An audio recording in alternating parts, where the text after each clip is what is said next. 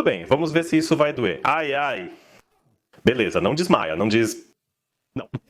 Realmente é assustador, né? É como quando os besouros têm... Ai.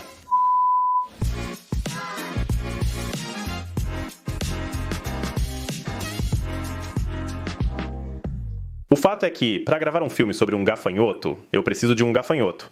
Então, movido pelo desejo de gravar um vídeo para vocês, e apesar das adversidades, fui até a região da floresta Piltzica para encontrar a criatura verde. Beleza, chegamos. Faltam uns 150 metros e devemos estar no lugar. Aliás, aqui é bem bonito. Tem uma trilha assim. Espero que eu consiga encontrar o gafanhoto relativamente rápido. Porque a característica dele é que esse pai, apesar de ser grande, infelizmente ele tem uma habilidade de camuflagem. Se ele for verde, aí complica. Às vezes, e é aqui que eu preciso deixar vocês apenas com a minha voz, porque o microfone decidiu me abandonar e parou de gravar o som. Então, querido microfone, oficialmente, de qualquer forma. Vocês veem essas florzinhas brancas, onde frequentemente ficam os gafanhotos, mas desta vez não havia nada lá. Depois fui para o campo de urtigas, e no campo de urtigas notei muitas teias de aranha. Vocês também me mandam muitas perguntas sobre essas teias de aranha, querendo saber que tipo são. Olha, agora dá pra ver o pequeno aranha se mexendo ali, o morador e dono dessas teias. Todos esses são aranhas da família Agelenidae, provavelmente do gênero Agelena. Aqui eu me aproximei de outro grupo de urtigas, onde havia ainda mais teias de aranha, mas infelizmente nenhum gafanhoto.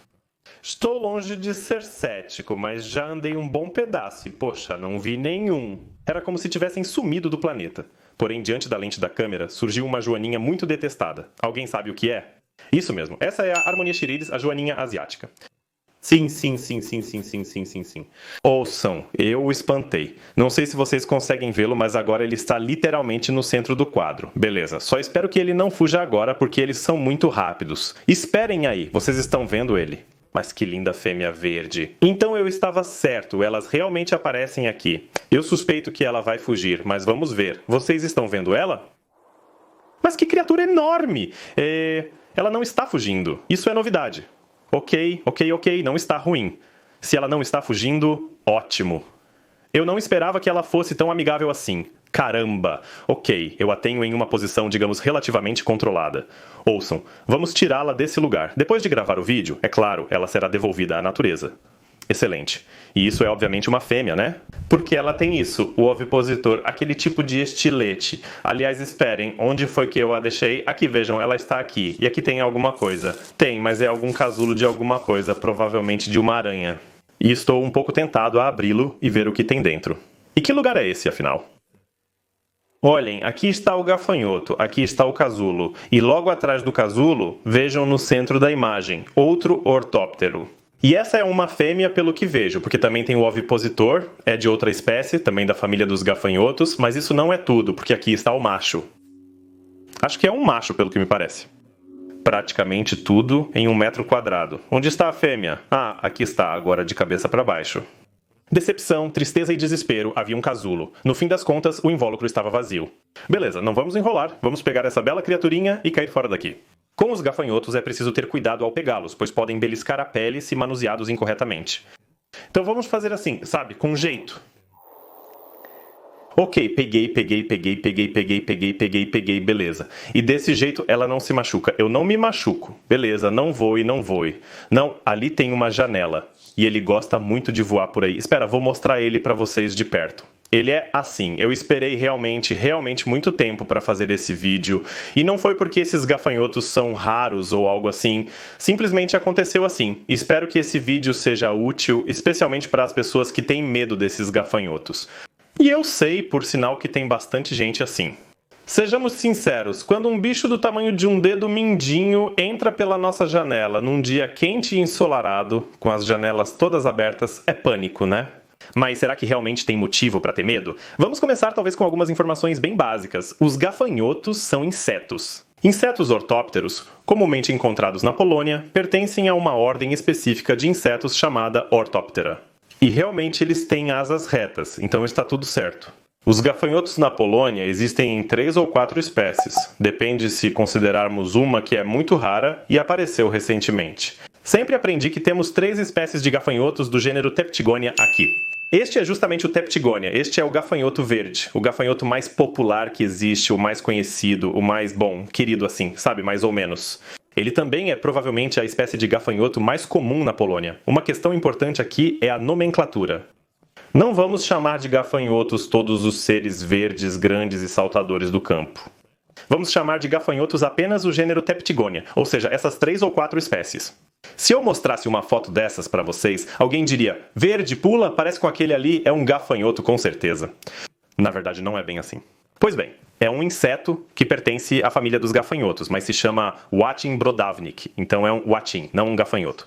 Ainda que seja da família dos gafanhotos. Eu sei, isso pode parecer confuso e obscuro, e é basicamente implicância minha, porque se algo pertence à família dos gafanhotos, então tudo bem, é um gafanhoto.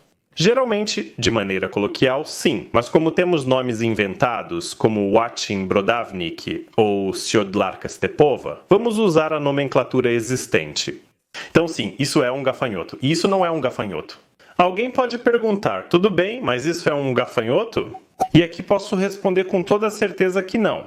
Gafanhotos e esperanças são 2 subordens diferentes de insetos. Eles são diferentes.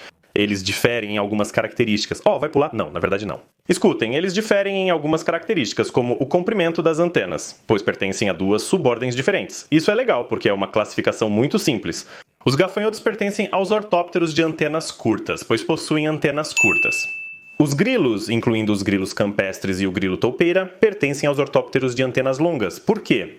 Porque eles têm antenas longas. De fato, as antenas da fêmea desse grilo campestre são muito longas. Por essa característica, é possível diferenciar um ortóptero de antenas curtas, como os gafanhotos. O gafanhoto é um ortóptero de antenas curtas, enquanto grilos campestres, grilos, paquinhas e esperanças são alguns exemplos de ortópteros de antenas longas. Ela está limpando a pata agora. Muito interessante. Vamos responder a uma pergunta muito importante.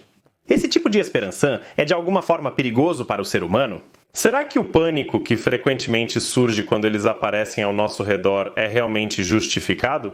Então é assim, na minha opinião, na minha humilde e subjetiva opinião, não é justificado. Por quê? Porque um gafanhoto desses praticamente não consegue causar nenhum dano a uma pessoa. Mas eles, por serem predadores na maioria das vezes, como esse gafanhoto, têm uma dieta composta principalmente de insetos e caçam de forma muito eficiente.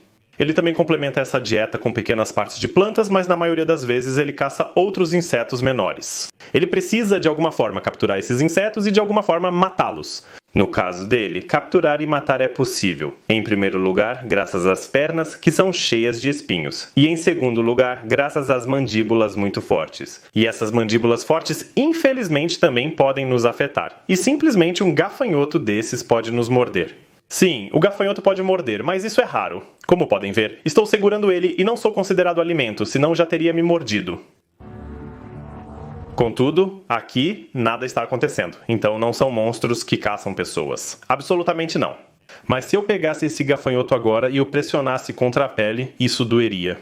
Segundo a Wikipédia, ele é capaz de cortar a pele humana. Ainda não aconteceu comigo. Talvez eu tenha a pele grossa. Se for a pele entre os dedos, que é mais fina, um gafanhoto desses poderia conseguir morder, pois tem força para isso.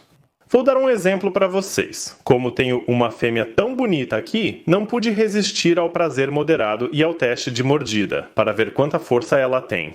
Vejam vocês mesmos. Vamos ver se vai doer.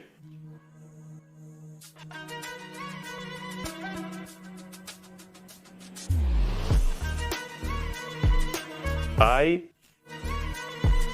isso doeu. Ai. Mas não vai perfurar minha pele sem chance de só dar uma beliscada bem forte. Isso também doeu. Então, como vocês podem ver, sim, ele pode morder. Vai doer. Especialmente se alguém tem baixa tolerância à dor. Vai doer. Mas basicamente nada vai acontecer com a gente. Esse gafanhoto não é venenoso, não é tóxico. Ele não tem como, injetar nada no nosso corpo. Então aqui é só tranquilidade mesmo. Às vezes, acontece que eles liberam pela boca uma substância marrom que lembra um pouco molho de soja.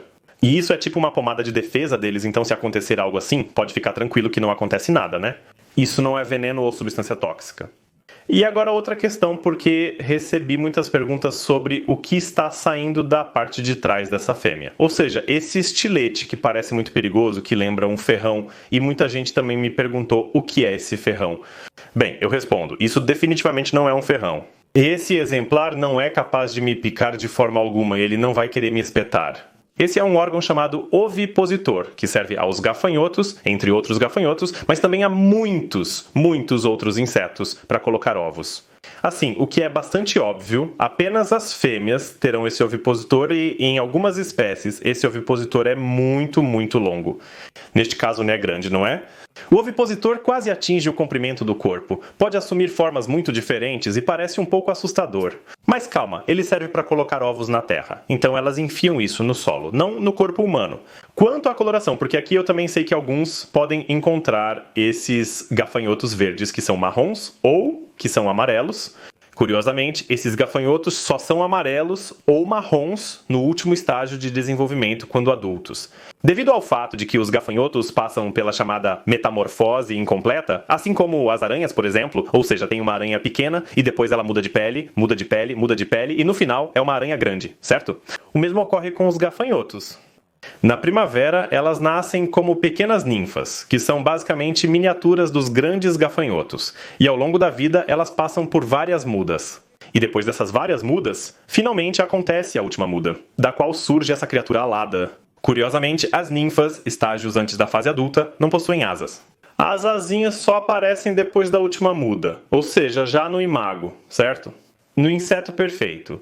E tem mais uma coisa, esses insetos conseguem voar. Calma, não voe. Não. Sim, eles têm 2 pares de asas. O primeiro par é visível quando estão em repouso, como agora, e o segundo par é bem mais largo. Elas ficam bem grandes quando abrem as asas, podendo chegar a uns 9 centímetros, sendo um inseto bem grande. Eles ficam realmente assustadores, né? São os besouros de maio. Ai. O que foi com você? Ela me mordeu de verdade, que chata, e dessa vez doeu mesmo. É hora de afastá-la, pois ela está me mordendo descaradamente. Isso prova empiricamente que os gafanhotos podem nos morder, mas sem consequências médicas. Eles conseguem voar, talvez não tão bem quanto andorinhas, libélulas ou borboletas. Mas conseguem, especialmente porque pulam muito bem. Afinal, todos sabem que gafanhotos pulam, e com esses pulos eles se ajudam durante o voo. É como a primeira fase do voo deles. Eles pulam, abrem as asas e saem voando. Bem, isso é basicamente tudo que eu tinha para contar sobre os gafanhotos, esses belos habitantes verdes dos nossos campos e às vezes também das cidades. Comentem se gostaram e até o próximo vídeo. Tchau!